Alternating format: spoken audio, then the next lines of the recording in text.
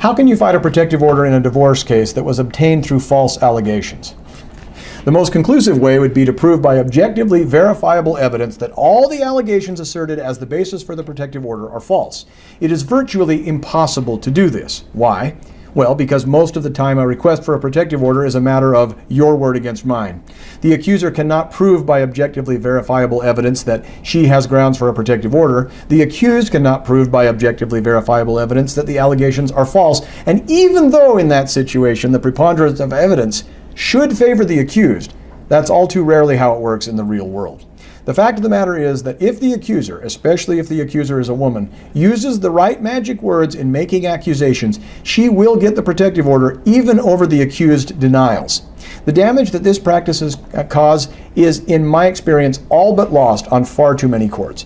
Carelessly and excessively issued protective orders create the false impression that our world is rife with dangerous people, which in turn leads us to believe that we must issue more and more protective orders, which leads in turn to our belief that the world is increasingly being overrun with dangerous people.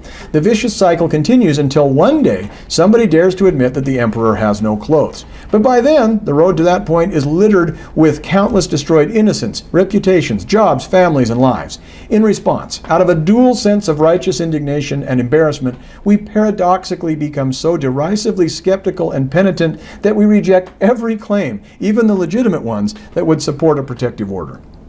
Now, if you have been falsely accused and have no moral compass, no regard for honesty, no honor, no sense of decency, yet still care about winning the protective order battle, one thing that might work is by calling the credibility of the accuser into question, by calling her morals and/or sanity into question.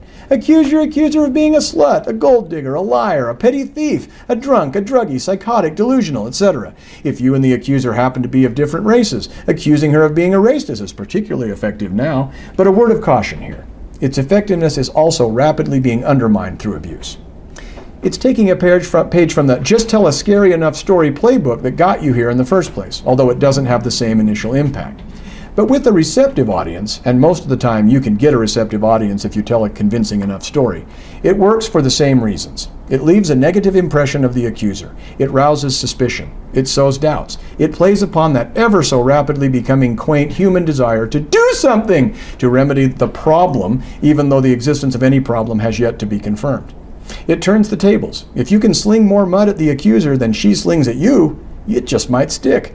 You'll go to hell for it, but you've won.